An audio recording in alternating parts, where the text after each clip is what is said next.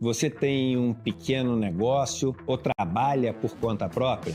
Você sabe, né, que uma das tarefas mais difíceis é a de vender, convencer alguém a adotar o seu serviço ou o seu produto. Mas para isso existe técnica. E essa técnica tem a ver com contar uma história bem contada. A Universidade de Harvard fez um estudo que mostra que histórias bem contadas podem aumentar as vendas em até 50%. É por isso que no dia 14 de novembro, uma quinta-feira, às 8 horas da noite, a gente vai inaugurar a terceira turma do Empreendedor Mestre com a aula Os Segredos das Vendas e da Persuasão. Como contar histórias que vendem e engajam. Existe técnica para isso, existe ciência para isso. E você pode aprender. E tenho certeza, vai assistir uma aula que vai te ajudar para o resto da vida. E dia 14 a gente está junto. Um abraço.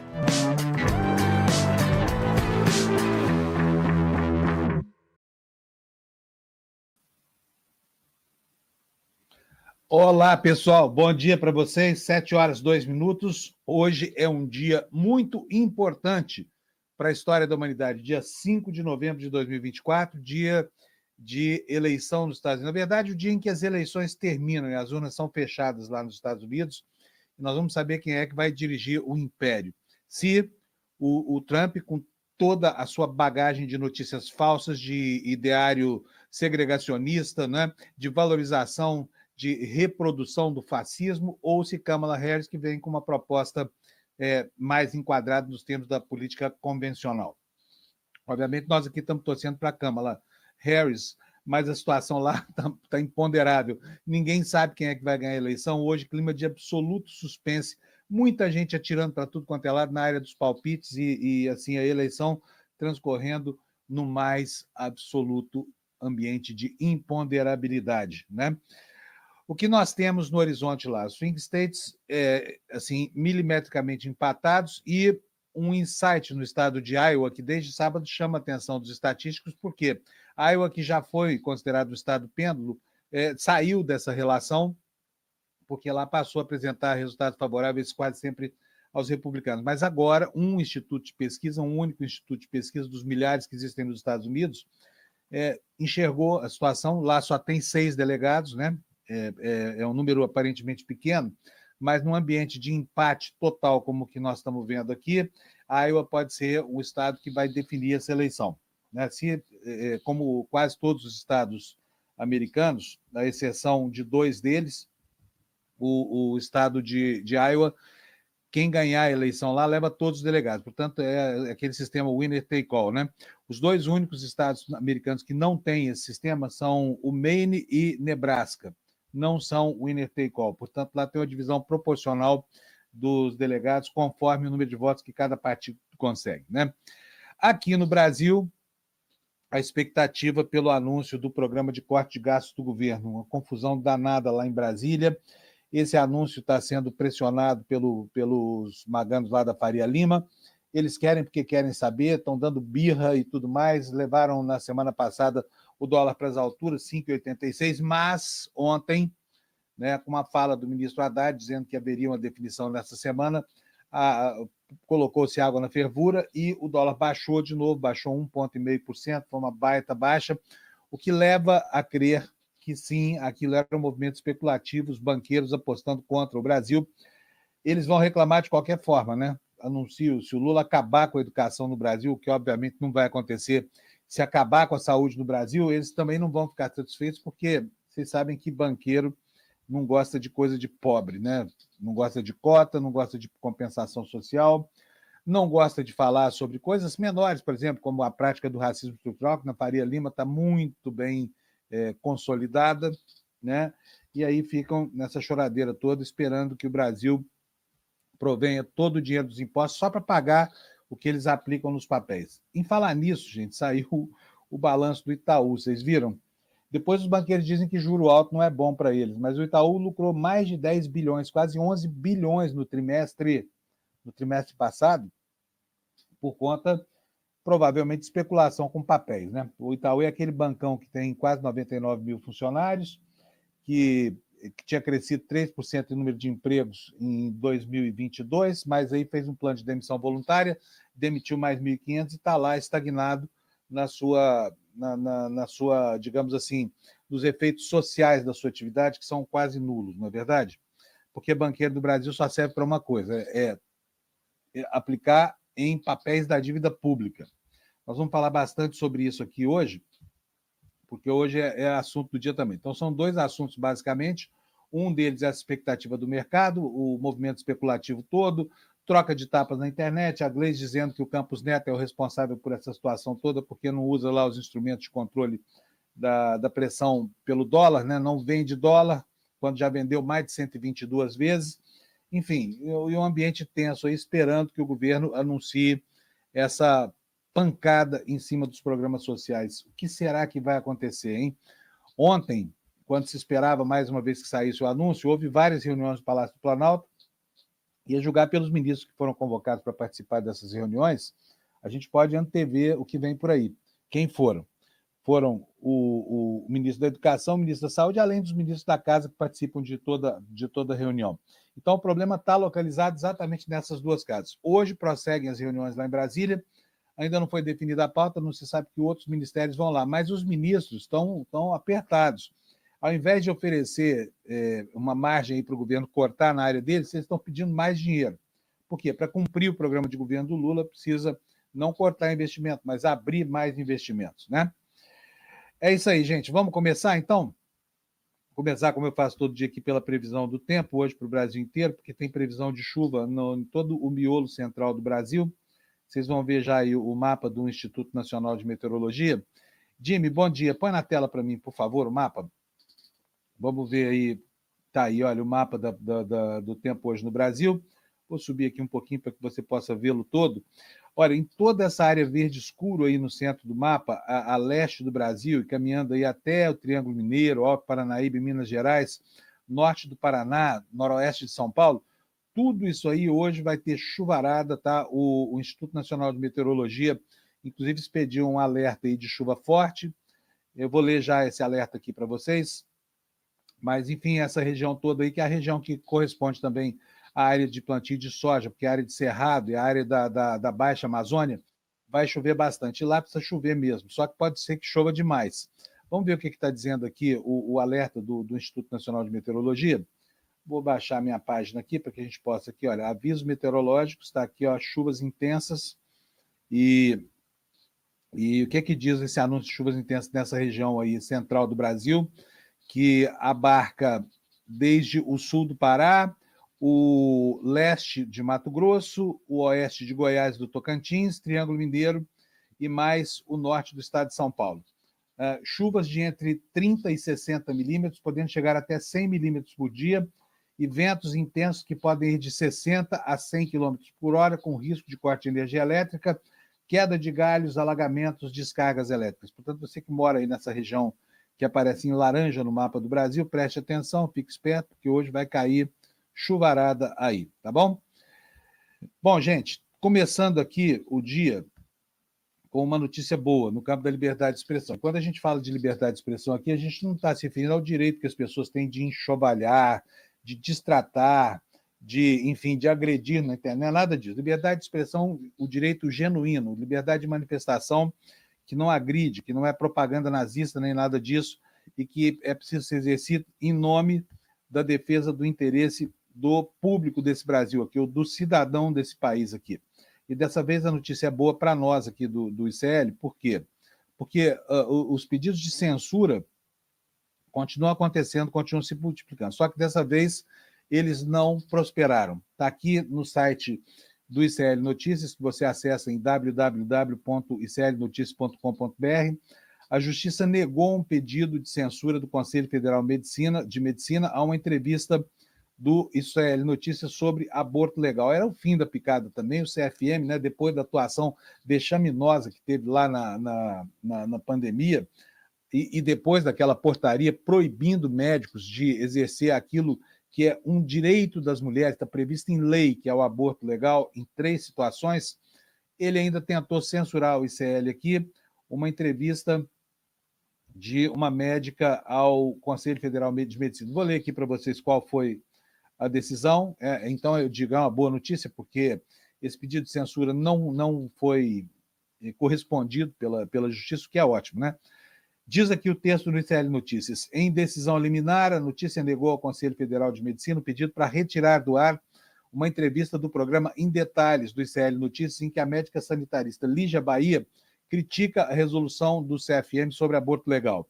Além da censura ao conteúdo, o CFM ainda pediu indenização de R$100 mil da médica sanitarista e professora da Universidade Federal do Rio de Janeiro, que, aliás, já foi entrevistada aqui no ICL várias vezes e repetiu essas mesmas coisas que disse aqui. A gente aqui, junto com o juiz que julgou esse esdrúxulo pedido aqui do CFM, a gente também não viu motivo nenhum para um pedido de censura gravíssimo, né? Como esse que foi feito pelo Conselho Federal de Medicina. Aqui prossegue a reportagem. A decisão avalia que Lígia fez afirmações que devem ser compreendidas como abarcadas pela liberdade de expressão e de crítica política, ainda que contundentes, em sua entrevista. O que se ventilou na mencionada entrevista também foi alvo de críticas à atuação do CFM em outros veículos de imprensa, seja no que tange à sua tolerância na utilização de tratamentos sem eficácia comprovada durante a pandemia de Covid-19, seja no que concerne à resolução do CFM que proibiu médicos de interromperem a gravidez nos casos de aborto previsto em lei. Dirceu Greco, professor e membro da Frente pela Vida da Comissão Científica da Sociedade Brasileira de Bioética, disse que o CFM entrou com ação judicial extemporânea, intimidatória, incabível contra a professora Lígia, e prossegue. Junto com as nossas entidades, nós nos solidarizamos e mobilizamos pessoal, material e politicamente a favor da professora Lígia e de todas as pessoas que se posicionam a favor da saúde e dos direitos de todas e todos. A Frente pela Vida aprovou a moção de solidariedade à Lígia Bahia. Essa resolução impedia assistência adequada ao negar o procedimento de assistolia fetal indicado para interrupções tardias. A normativa foi suspensa pelo Supremo Tribunal Federal, atendendo ao pedido do Centro Brasileiro de Estudos de Saúde, SEBS, da Sociedade Brasileira de Bioética e da Associação Brasileira de Saúde Coletiva, também da Rede Unida e do Partido Socialismo e Liberdade, o PSOL, na arguição do descumprimento do prefeito fundamental 989, que foi essa ação contra a decisão do CFM. Portanto, está aí uma notícia boa que começa. Não houve censura dessa vez aqui no CL, tem outros casos aqui de censura que a gente precisa rever. Inclusive, tem uma notícia aqui sobre um sujeito, você sabe quem? Fui informado aqui que nós estamos impedidos inclusive, de veicular o nome dessa pessoa, que outro dia eu mencionei aqui, sem saber da proibição, porque, como vocês sabem, eu sou novinho aqui no CL, eu sou o caçula da casa aqui, embora tenha idade para ser o decano. Bom, pessoal, vamos falar sobre a eleição nos Estados Unidos? Vamos falar? Olha, nós temos um dia muito importante lá nos Estados Unidos. A essa altura, os norte-americanos estão acordando aqui na costa leste para ir depositar os seus votos. Lá nos Estados Unidos, nas costas do país, você sabe que o eleitorado é mais progressista, né?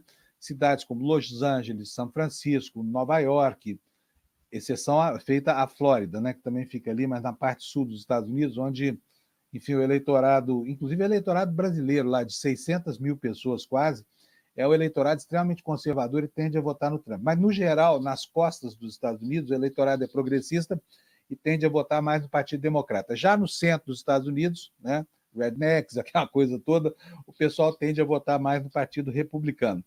E tem os 7 estados pêndulos que vão definir esta eleição em favor de Kamala ou em favor de Trump. A gente não sabe ainda o que vai dar, porque a situação é de rigoroso empate. Portanto, hoje é um dia em que todos os jornais do mundo, daqui até a Lituânia, Cazaquistão, está todo mundo pensando na eleição dos Estados Unidos, e nós vamos mostrar para vocês essas manchetes aqui, começando por essa matéria da Folha de São Paulo, que anuncia: Kamala e Trump travam disputa à presidência sob temor de contestação, que é a consequência previsível de uma derrota do Trump para criar espuma e tentar confundir o processo eleitoral, mistificar as eleições americanas, que são naturalmente complicadas, porque lá cada estado tem a sua regra, e tentar levar a disputa para o tapetão, porque é isso que importa. O que o Trump quer no final, no limite das suas possibilidades? Levar essa eleição para ser definida pela Câmara dos Deputados, né? E a Câmara dos Deputados tem uma maioria republicana que vai ser agora no dia 5 hoje, aliás, no dia de hoje, vai ser completamente renovada, mas resolver para ele lá na Câmara é muito mais fácil, eu acho, do que no colégio eleitoral. Acho que ele também pensa assim. Então vamos ver aqui o que diz o UOL sobre essa eleição. Depois nós vamos ver outros órgãos de informação, inclusive lá nos Estados Unidos, onde esse empate absoluto está incomodando todo mundo. O que diz a reportagem do UOL? Essa terça-feira, 5, é o último dia para os americanos escolherem entre Kamala e Trump, mas está longe de ser o fim da eleição. Os dois chegam tecnicamente empatados ao dia do pleito, numa disputa que é vista como potencialmente a mais acirrada da história dos Estados Unidos. E olha que eles são campeões de empate lá, hein, gente? Toda eleição termina em recontagem, em contestação, enfim, especialmente depois que esses anocratas chegaram ao poder com Trump, né? Como aconteceu com Hillary, diz aqui o texto do UOL, em 2016, é possível que a democrata vença no voto popular, mas, por incrível que pareça, perca a eleição. Isso porque o sistema de votação dos Estados Unidos é indireto e cada estado tem direito ao número de delegados que depois vão votar no colégio eleitoral, que, aliás, você sabia, o colégio eleitoral americano não se reúne, nunca, não se reúne, é uma reunião virtual, né? É feita a contagem a partir do número de delegados comprometidos com isso, mas não há essa reunião do colégio eleitoral. Ganha quem conseguir 270 votos ou mais. Aí você presta atenção nesse número, que daqui a pouquinho a gente vai ver como é que está o placar, de acordo com as pesquisas dos jornais americanos. Prossegue aqui o texto do UOL. Kamala chega ao dia da eleição com 226 delegados. Trump com 219. Aqui, essa conta também não é exata, tá? Você já vai ver por quê. Resultado da soma de estados onde a vitória de um ou de outro é praticamente certa. O que está em jogo agora são 93 delegados distribuídos entre 7 estados, chamados estados pêndulos, aqueles que alternam a cada eleição entre o voto democrata e o voto republicano. Todos eles, eu lembro aqui, todos esses 7, com o sistema winner take all, ou seja, quem ganhar a eleição por um voto que seja, leva todos os delegados. Para vice-presidente, o caminho mais fácil é vencer em Michigan, que tem 15 delegados, na Pensilvânia, que tem 19, e Wisconsin, que tem 10, garantindo um delegado do Nebraska, um dos poucos estados que permitem dividir os votos no colégio eleitoral, como eu falei, um desses que não são do sistema winner-take-all. Conhecida como Muralha Azul, essa região tende a votar em democratas e tende a votar em bloco. Desde 1980, em apenas uma eleição, eles divergiram na sua escolha. Mas se Trump conseguir levar um deles, especialmente a Pensilvânia, por ter o maior número de delegados de todos os 7 estados em disputa, uma vitória de Kamala fica muito mais difícil. E para compensar essa derrota, diz o UOL, ela precisaria de vitórias no Cinturão do Sol, formado por Geórgia, que tem 16 delegados, Carolina do Norte, que tem 16 também, Arizona, que tem 11, e Nevada, que tem 6, onde Trump tende a ir melhor, segundo as pesquisas. Então, esse é o quadro, é um quadro de absoluta indefinição, e nós vamos ver agora como é que está isso visto internamente lá pelos jornalões americanos, né? Antes de falar disso, deixa eu apresentar para vocês aqui, o Jamil Chad fez uma matéria lá contando para a gente que já tem 81 milhões de eleitores já votaram, um contingente muito grande que antecipa os votos. A matéria do Jamil está no UOL, você está vendo ela na sua tela, eu vou ler um trechinho para você, e você pode depois ir buscá-la lá no UOL se quiser complementar a sua informação. 1/3 dos americanos, segundo o Jamil, que estão registrados na eleição presidencial, já submeteu o voto. Ainda que longas filas estejam sendo aguardadas para hoje, né, que é o dia oficial da votação, os dados da Universidade da Flórida revelam que mais de 80,9 milhões já enviaram as suas escolhas pelo correio ou em sessões abertas nas diversas cidades. O número representa praticamente metade de todos os votos registrados em 2020, quando Biden venceu. Naquele ano, 154 milhões de americanos foram às urnas. A taxa, desta vez, é interpretada como um sinal de que o processo antecipado tem caído no gosto popular. 81 milhões de americanos já votaram, portanto, e aqui esse número acabou chamando a atenção dos republicanos. Por quê? Porque o voto democrata, até agora, é mais constante do que o voto republicano. Então, há um esforço lá nos Estados Unidos, um esforço gigante, para que o eleitor republicano vá votar. E aí nós percebemos os eflúvios de um personagem que ocupou um papel central nessa campanha, um papel que na última eleição foi ocupado pelo Steve Bannon, né? Aquela figura grotesca cujo nome você há de se recordar bem, foi o sujeito que, enfim, deturpou a opinião pública americana com relação ao que pensava sobre o Brexit, enfim, é o sujeito que atuou como ali o guru publicitário do Trump na eleição passada, e é o sujeito que tem incentivado a articulação da direita para torpedear, para tripudiar a democracia que a ele não agrada. Nesse ano, essa figura se chama Elon Musk, é o dono da Tesla, aquele sujeito que é bom em fazer foguete, os foguetes dele fazem pousos maravilhosos, e ele comprou um site que hoje a gente entende a justificativa para os 44 bilhões que ele gastou comprando o antigo Twitter, o X, né? Que ele acabou transformando numa plataforma republicana e está lá destilando todo o seu ódio com o poder que tem de manipular a opinião pública americana. E agora, a preocupação deles, tirando o fato de que ele é um notório disseminador de fake news, mas a preocupação hoje é mobilizar, então, o eleitor republicano para que vá votar. Vou botar na tela aqui para vocês alguns tweets que eu separei aqui. Olha só, essa aí é a preocupação grande do Musk. Está falando o seguinte, olha, para todo mundo ir votar, ele explica aqui quais são as situações e chama assim, olha, assim, ó, os homens, aí logo aqui em cima, na primeira frase, podem ver, os homens precisam ir votar. Por quê? Porque a mulherada é mais democrata, é um pouquinho mais democrata do que a média da população americana. Cerca de 53% das mulheres votam no Partido Democrata, o que em estados em que elas acorrem às urnas está provocando aí uma expectativa pró-Kamala Harris. Então, o Musk está aí no Twitter, no X, o tempo todo, chamando os eleitores para votar, né? Olha, ontem ele botou a mãe dele na parada. Você pode ver, essa senhora de camisa vermelha aí é a mãezinha do Elon Musk, a senhora Musk, a senhora Almíscar, que Musk é traduzido como Almíscar. Nenhuma outra escolha. A mãe do Elon Musk votou na eleição histórica de 2024 e a favor do presidente Trump, como era de se esperar dessa família, que é a família talvez mais republicana dos Estados Unidos, depois da família do Trump hoje, né? Então está aí o Elon Musk do lado dela, de roupa preta, ela de roupa vermelha, uma alusão à cor do Partido Republicano, e pregando o voto pelo Trump. Está um desespero lá para eles, acham que podem perder a eleição por causa dessa mobilização da mulherada.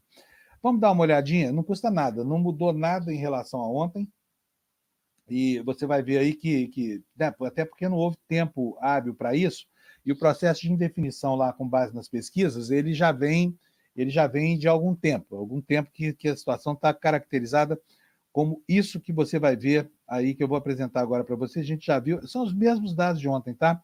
Não mudou nada porque não houve nenhuma nova pesquisa, mas aqui vale a pena a gente ver o que está acontecendo, por que os americanos estão tão impossibilitados de prever o resultado no fechamento das urnas ao final do dia de hoje. Essa curva aqui, grandona, olha, revela, né, a proximidade das duas curvas, aqui o vermelho é o Trump e o azul é a Kamala. O Trump sai em vantagem lá no comecinho de julho, né, no fim de julho, no dia 25 de julho, a diferença era 47-45, o processo começa no dia 22 de julho com 48-45, depois aqui, olha, no dia 5 de agosto, a situação se inverte, a Kamala ultrapassa o Trump, abre uma pequena vantagem de 2 pontos percentuais, sempre dentro da margem de erro nas pesquisas, e depois, nos últimos dias, essa vantagem acaba se estreitando. Aí, como você vê, olha, 49-48, até chegar aqui ao dia de hoje, 49-48, que não significa absolutamente nada, né? E aqui nos estados pêndulos, nos 7 estados pêndulos, a gente vê que a situação também é de absoluto empate técnico. Começando aqui pela Pensilvânia, 49-48, se é que se pode chamar de vantagem, mas é do Trump. Na Carolina do Norte, Trump de novo com 49-48. Nevada, Trump 49-48. Em Michigan, a Kamala Harris 49-48, é um ponto só de vantagem. Na Geórgia, o Trump tem 49 contra 48, o Wisconsin é a situação contrária, a Câmara está um ponto na frente, 49 a 48, e no Arizona, que é o estado onde existe a maior margem, a situação está lá 50 a 47. Bom, agora tem um detalhe aqui que tem chamado a atenção dos especialistas e dos estudiosos e dos analistas, que é a situação em Ohio. Eu até deixei preparado aqui, olha, neste quadro, a gente vê as últimas pesquisas aqui no estado de Ohio. Esse estado era um estado contado como favas contadas para o voto republicano. Mas, vocês estão vendo aqui, olha, essas duas pesquisas aqui, olha, especialmente essa Seltzer & Co. em Des Moines, essa pesquisa aqui, de repente, olha, outros institutos, Insider Advantage, SoCall, Signal Political, tudo isso vinha apontando uma grande vantagem do Trump, 7 pontos, 8 pontos, 9 pontos. De repente, essa pesquisa do Des Moines aponta que a Câmara, de repente, surge com uma vantagem de 3 pontos percentuais. Isso aqui colocou a pulga atrás na orelha. Vou mostrar para você direitinho aqui, olha, é esse resultado aqui que importa, ó. Esse Harris 3 mais aqui, 47 a 44. 3 pontos de diferença em favor da Câmara Harris, né? E isso aqui acabou chamando a atenção dos analistas políticos, porque Iowa, que é um estado que já foi considerado pêndulo, agora passou a ser um estado contado basicamente como republicano. De repente, a mulherada lá correu às urnas e deu essa vantagem estatística aí que aparece nas pesquisas para a Câmara Harris. E aí são 6 delegados. Qual é a importância de ter 6 delegados a mais? Porque eu já falei que o sistema lá é o winner take all. Quem ganhar, leva todos. Então, o sujeito teve um voto a mais no estado, vai levar todos os delegados. É porque, gente, porque há uma situação de empate terrivelmente apertada. Vou mostrar para vocês agora o outro gráfico aqui, que é um gráfico do jornal Financial Times. Esse aí que a gente está vendo é o do New York Times. Então vamos ver o que diz o Financial Times sobre essa situação de empate técnico, e aqui a gente pode entender direitinho a importância de ter 6 votos a mais ou a menos. Vou botar aqui para vocês na tela. Olha aí, ó. Essa aí é a tabulação do Financial Times, como eu falei. Como é que está a distribuição dos votos agora? Nos estados que não são pêndulos, em que o comportamento do eleitor é conhecido e até esperado, a Kamala Harris já soma 191 delegados. Está aqui, olha, para você ver, 191 delegados, né? E ela teria, nos estados que tendem a votar nos partidos democratas, mais 31 delegados, o que perfaz 222 votos, que é esse número que você está vendo aqui, tá? 222 votos é bastante? Mas dá para ganhar a eleição nos Estados Unidos? Não. Por quê? Precisa de 270 para vencer a eleição. Está aqui, ó, 270 to win. É o número de delegados que precisam ser conquistados. Lá do outro lado, Donald Trump já conquistou votos certos 125 delegados, né? Portanto, um número menor ainda do que o de Câmara, bem menor do que os definidos, mas há 94 outros em estados que se aproximam muito do voto republicano. Então, o total hoje de Donald Trump seria de 219 delegados. Câmara com 222, Donald Trump com 219. Existe uma expectativa nesse miolo aqui, olha, nesse número que falta, para completar essa conta. E aí vem a importância de um estado pequenininho, como Iowa, com 6 delegados, porque aqui um delegado faz a eleição nos Estados Unidos, tá? Então, este é o problema todo. É por isso que as coisas estão tão apertadas lá nos Estados Unidos. E, por causa disso, os agentes políticos lá estão acorrendo a internet, principalmente, que é onde está o grande campo de batalha hoje das eleições, e há um personagem proeminente, como eu já falei, que é o Elon Musk, né? O Elon Musk comprou o X. Hoje, como eu disse, a gente entende direitinho por que ele gastou tanto dinheiro com o brinquedo da internet, e ele agora está brincando lá de fazer fake news e tudo mais. E está fazendo muito, muito efetivamente esse trabalho de disseminação de notícias falsas. Aí eu pergunto para vocês acham que é lícito isso, o sujeito ter assim, tamanha influência sobre o processo eleitoral que ressoa pelo mundo, né? que implica consequências no mundo inteiro, e usar uma rede social do tamanho do Twitter, com bilhões de usuários no planeta, para disseminar fake news? além de ser muito feio, isso conspurca o ambiente de democracia no planeta, porque se a democracia americana pode ser vilipendiada por iniciativas como essa, o que será das nossas aqui? E o que será das nossas, especialmente num regime que tenha um anocrata como o Trump à frente, né, comandando aí movimentos da extrema-direita mundial? Olha, fake news não é novidade nas eleições americanas, tá? Mais fake news como nessas eleições é a novidade. Vamos ver quantas mentiras o Musk já contou? Nós temos aqui, olha, mais uma reportagem do Jamil Chad no UOL, que eu vou colocar na tela para vocês, cuja manchete é essa aí. Mentiras de Musk sobre a eleição e Câmara já somam 2 bilhões de visualizações. 2 bilhões. É preciso dizer aqui que 2 bilhões supera em 15 vezes o eleitorado americano. Quer dizer, todo mundo nos Estados Unidos foi exposto pelo menos 15 vezes a uma fake news desse anocrata, desse sujeito que depõe contra a democracia no globo, chamado Elon Musk, e que está aí atuando de todas as formas para tentar eleger o Trump. Tá? Isso, inclusive, é mais um motivo para a gente torcer pela Câmara, sabe? Embora ela não seja nenhuma maravilha, mas pelo menos alguma decência o outro lado tem. Isso é impossível não reconhecer. O que diz o Jamil Chad no UOL? Um levantamento realizado às vésperas da eleição presidencial nos Estados Unidos revela que a plataforma de Elon Musk foi o epicentro da divulgação de desinformação. Postagens com mentiras ou informações enganosas na rede X por parte do bilionário acumularam 2 bilhões de visualizações. Os dados foram publicados pelo Center for Countering Digital Hate, nos Estados Unidos, que também acusou a plataforma de ter assumido um papel central ao permitir a disseminação de informações falsas sobre supostas suspeitas de fraude nos estados onde os votos são mais disputados. Musk, nas últimas semanas, passou a fazer parte da campanha de Donald Trump, inclusive subindo em palanques com o candidato, oferecendo dinheiro a quem se registrar para votar. O bilionário, que desmontou toda a estrutura de proteção contra a disseminação de desinformação no X, ainda criou um canal para permitir que qualquer pessoa possa divulgar e denunciar supostas fraudes na eleição.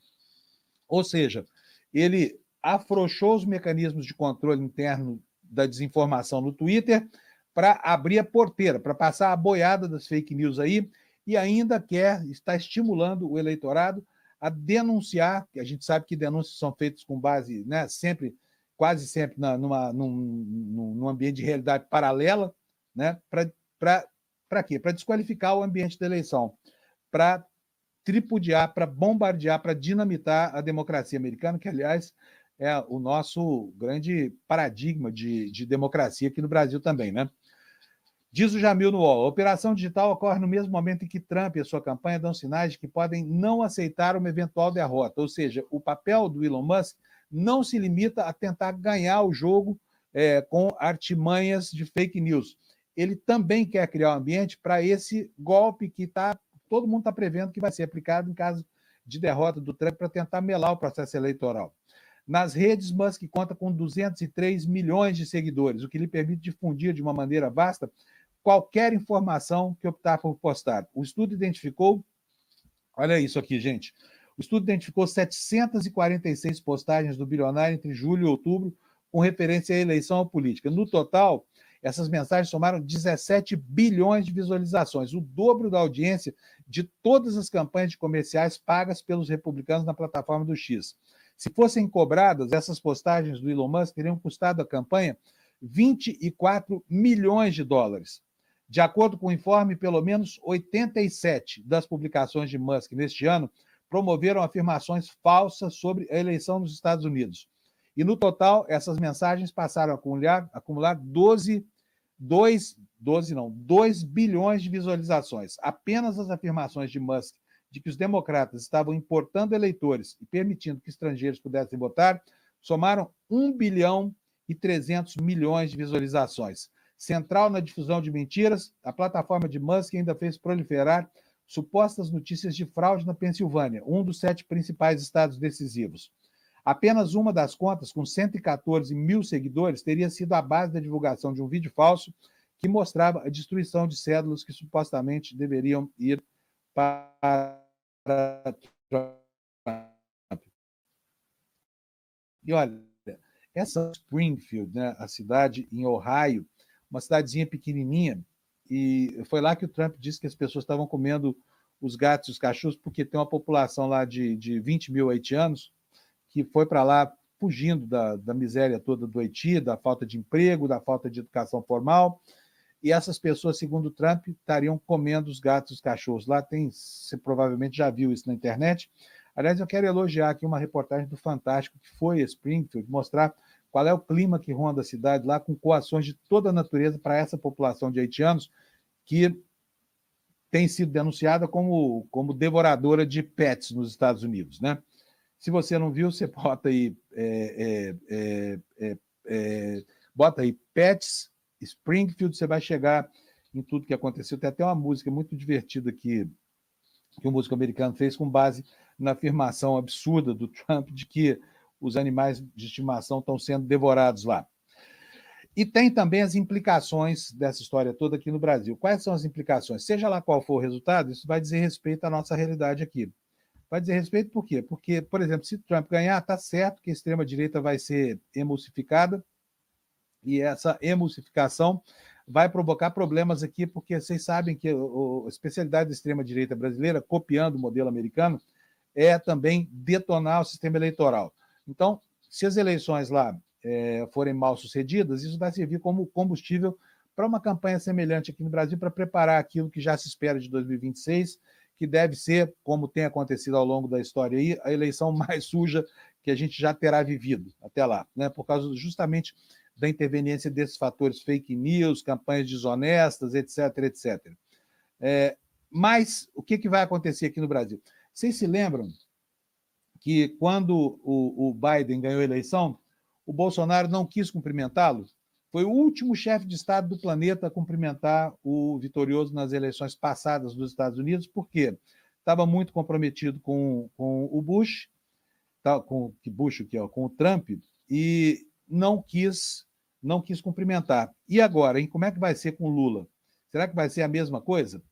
Olha, a Rosiane Kennedy, na coluna do Estadão, está informando para a gente que o Lula deve reconhecer, seja qual for o eleito dos Estados Unidos, logo após o resultado, em uma nova diferença marcada aí com o comportamento de Bolsonaro. Ela assinala aqui, em 2020, então, o presidente do Brasil demorou 38 dias para cumprimentar o Biden pela vitória na eleição americana. O que vai acontecer, segundo a Rosiane, com o Lula? O presidente Lula deve reconhecer o vitorioso nas eleições americanas tão logo o resultado seja anunciado, seja ele o republicano Trump ou o democrata Kamala, asseguram interlocutores. Embora a promessa do petista seja a tônica da comunidade internacional, esta postura difere da adotada por Bolsonaro em 2020. Lula afirmou publicamente que torce por Harris e, nos bastidores, avaliou que o desfecho da disputa pode ter impacto sobre o humor do eleitorado brasileiro, mais impacto do que a recente corrida municipal. Para o presidente, uma eventual vitória de Trump daria reforço ao bolsonarismo no Brasil. Então, o Lula já anunciou que vai reconhecer o resultado, seja ele favorável ou desfavorável a ele, né? E, enfim, porque é um resultado importante e ele quer marcar aqui uma diferença em relação ao seu antecessor Bolsonaro, que fez biquinho, deu birra e não cumprimentou o Biden, como se isso fosse gerar um grande impacto lá no que aconteceu depois nos Estados Unidos, né? E quais são as consequências de uma eventual eleição de Trump aqui no Brasil, especialmente em relação à situação processual do Bolsonaro? Esse é um tema que a Bela Megali, no Globo, ela está especulando com isso. Nós vamos acompanhar essa especulação aqui, porque ela é bastante interessante. Com essa reportagem, o peso da eleição de Trump em uma eventual prisão de Bolsonaro, que esperamos venha logo acontecer.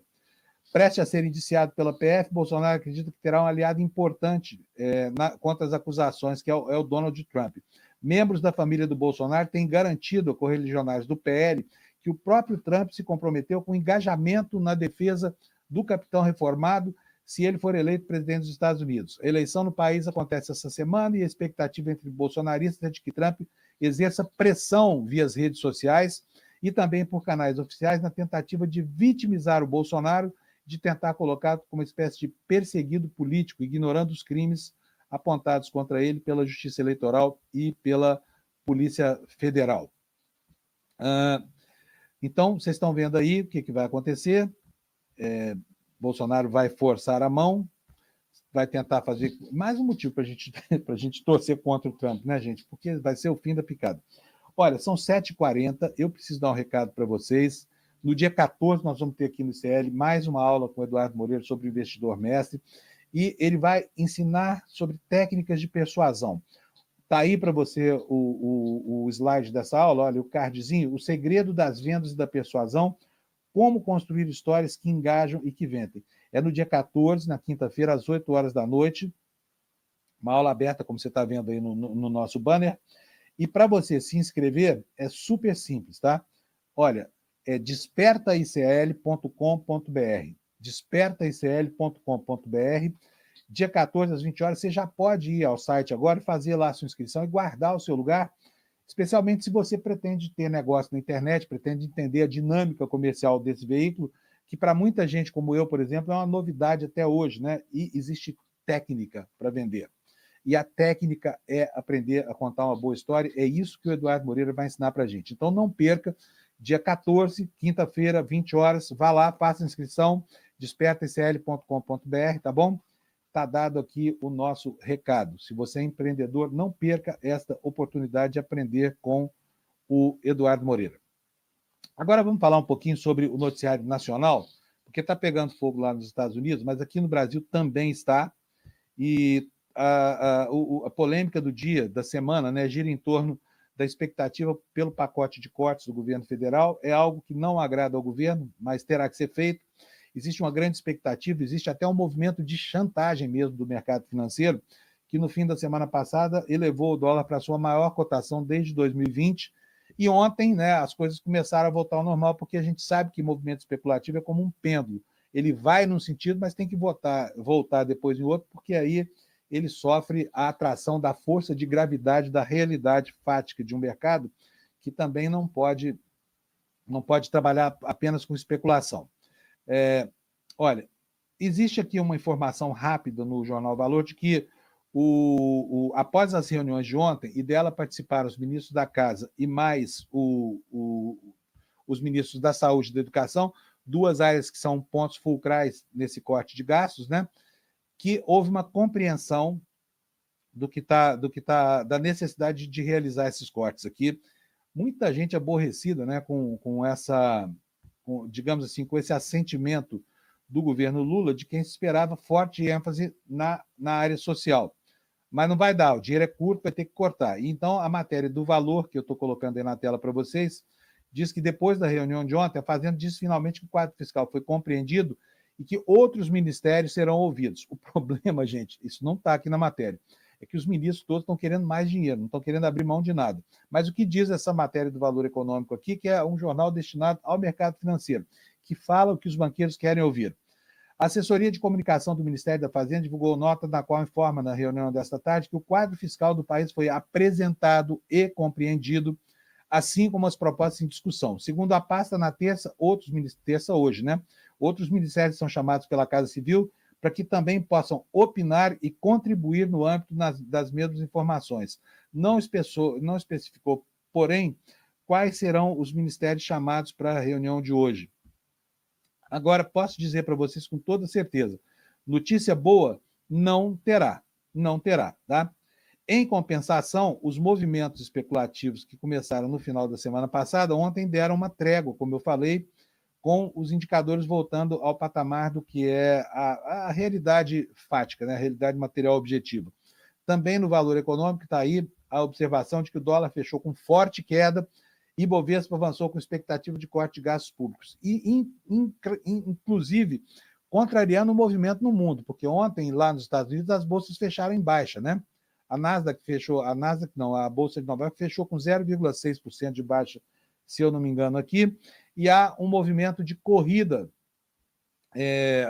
para ativos em dólar nos Estados Unidos por causa da candidatura do Trump, né? E curioso, olha só, estava lendo as análises aqui dos economistas americanos, qual é a aposta? Vê se faz sentido. Aqui no Brasil, a gente tem o tempo todo uma pressão para que o governo seja escorreito na sua planilha de gastos, ou seja, não pode gastar nenhum real além do que arrecada, tudo tem que ficar conforme o figurino. Só que nos Estados Unidos, a grande aposta em papéis públicos americanos é no sentido contrário. Lá, por que o Trump alegra tantos investidores? Porque ele tem uma plataforma de governo que se prevê como inflacionária. Havendo inflação, elevam-se os juros nos Estados Unidos. Elevam-se os juros, remunera-se melhor o capital especulativo. Então, essa é a lógica. O que vale lá não vale aqui. O que vale aqui não vale lá. O que é bom para os banqueiros aqui no Brasil é ruim nos Estados Unidos. Não é curioso? Mas vou ver aqui essa matéria para registrar aqui o fato do dia de ontem. O dólar fechou em queda forte, mais de 1,5%. A Bolsa de Valores avançou. E o que aconteceu? Olha aqui, olha. Ações que subiram, ações que desceram, enfim. Mas está aqui feita a anotação. Eu queria mostrar para vocês essa manchete mesmo. E isso acabou repercutindo lá na frente também, porque quando você tem um movimento especulativo forte de alta ou de baixa, isso vai se repercutir lá na frente nos contratos de juros futuros, né?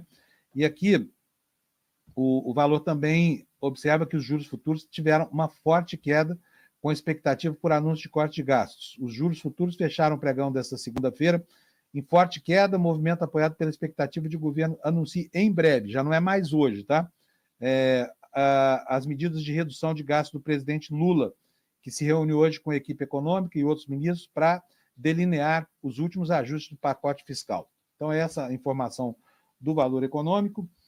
Aí vocês viram, e aqui eu quero contar para vocês uma curiosidade aqui. Eu tenho um grande respeito pelo ministro Haddad, não acho que o ministro Haddad é neoliberal, eu acho que taxá-lo assim é reduzir demais o esforço de negociação que o governo brasileiro faz para compor uma plataforma que seja aplicável no atual cenário político, né? E diante, por exemplo, da conjuntura inescapável de que no Congresso você tem uma voz conservadora muito mais forte e dificuldades para regimentar uma base para o governo. Mas conversando com o ministro Haddad rapidamente no lançamento do livro do Luiz Nassif, eu brinquei com ele, falei, ministro, gostei daquela reunião dos banqueiros que o senhor levou lá, porque agora o Lula recebe banqueiro, mas não recebe sindicalista, e ele falou assim, olha, você precisa entender que os bancos hoje têm um papel diferente do que tinham há algum tempo atrás, e que, por exemplo, as carteiras do Bradesco e do Itaú não fecham mais se não houver a economia formal, se eles não emprestarem dinheiro para quem precisa.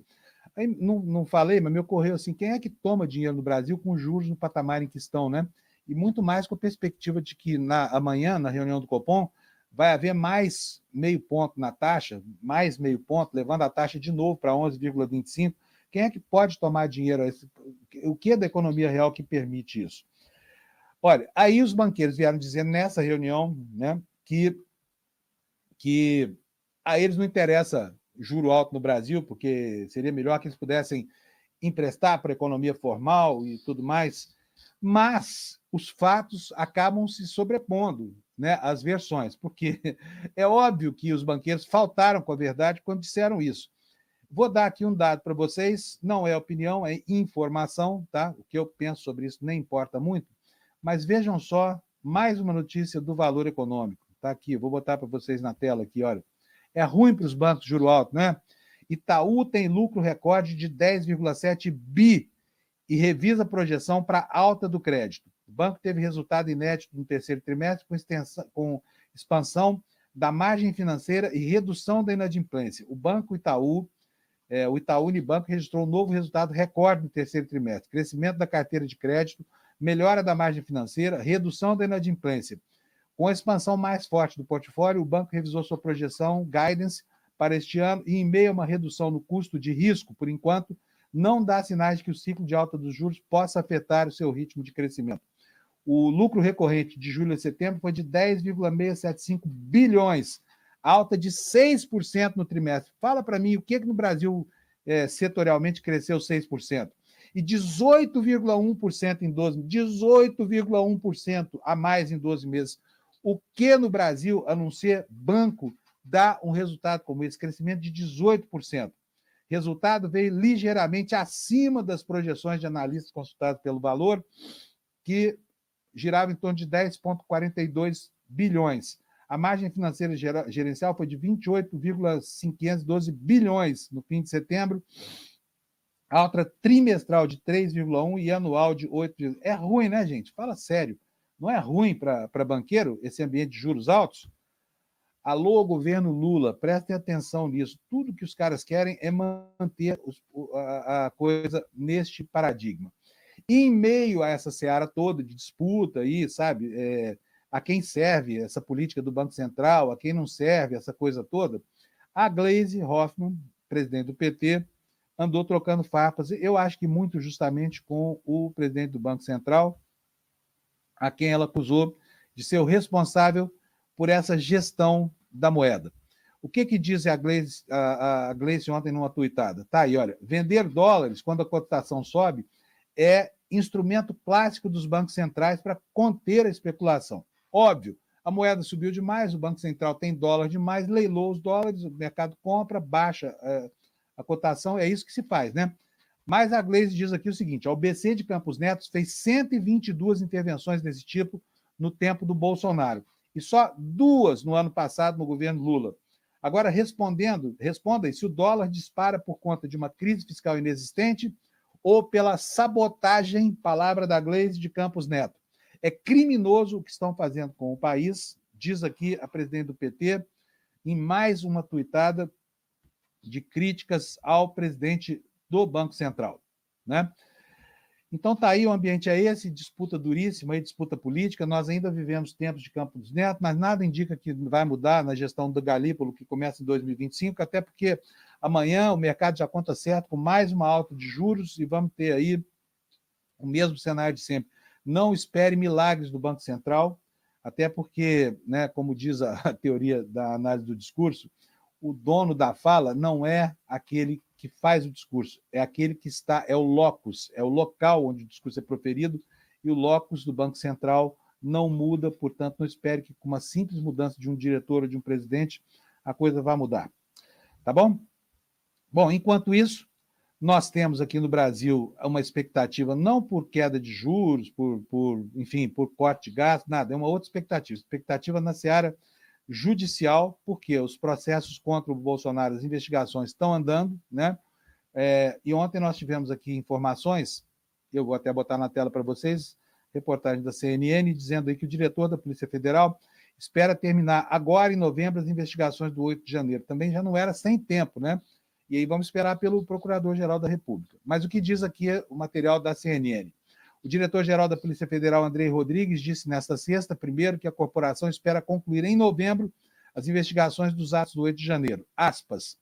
A investigação tem o seu curso e seu prazo necessários para que a gente cumpra a nossa tarefa. Autonomia da equipe de investigação, qualidade da prova e responsabilidade. A equipe tem trabalhado ao longo do tempo com essas premissas e tem expectativa de concluir, ainda neste mês de novembro, todas as investigações que dizem respeito aos ataques à nossa democracia. É o que disse aqui o diretor-geral da Polícia Federal. Enquanto isso, 2 coisas aconteceram. E eu vou dizer uma delas sem mostrar matéria nenhuma, porque não precisa. Você se lembra da dona Fátima de Tubarão, não lembra? Aquela senhora de 67 anos que foi para Brasília quebrar tudo e foi condenada a 17 anos de prisão. Ela já está presa, vai permanecer presa, porque ontem o Xandão resolveu determinar que se inicia ali a fase de cumprimento da pena. Então, a dona Fátima, lá, Fátima, né? Fátima de Tubarão? A dona Fátima de Tubarão, ela começou a cumprir a sua pena, já está presa, vai descontar esse tempo, mas e os generais? E os ministros do Bolsonaro? E o Silvinei?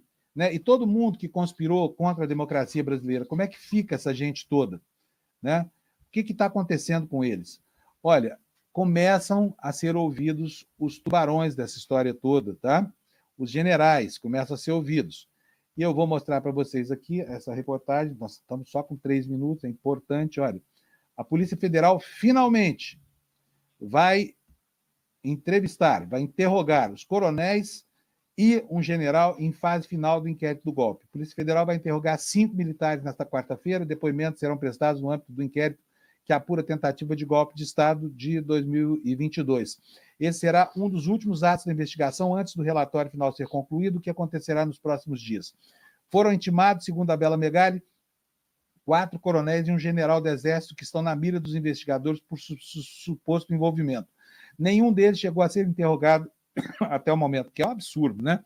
Porque os bagrinhos, como eu falei, dona Fátima lá de Tubarão está cumprindo pena já, 17 anos, e Cadê os militares aqui?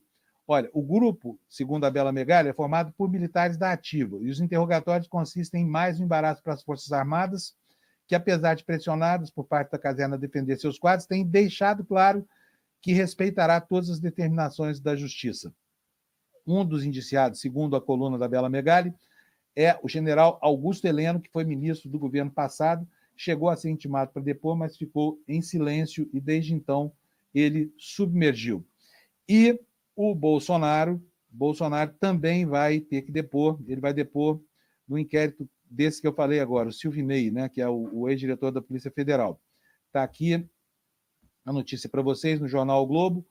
Bolsonaro depõe em processo que investiga o ex-chefe da Polícia Rodoviária Federal. Cadê? Vou botar aqui para você ver. Lê só um trechinho. O ex-presidente vai ser ouvido nesta terça por uma comissão da CGU que apura a conduta de Silvinei nas eleições. Eu só tenho mais 2 minutos aqui. Quero lamentar a morte de mais uma bebê brasileira, mais uma criança brasileira lá no Líbano, bombardeio de Israel. Jamil Chad nos informando aqui, o Itamaraty fez um anúncio formal ontem, morreu a 3ª vítima brasileira, e o Itamaraty disse o seguinte: o governo brasileiro tomou conhecimento com grande pesar e consternação da morte em Beirute de uma bebê brasileira de 1 ano de idade, chamada Fátima Abbas, vítima de ataques israelenses no dia 2 de novembro, no subúrbio de Radet, no sul da capital do Líbano. Uma pena, um pecado, né? Essa guerra já foi a terceira morte.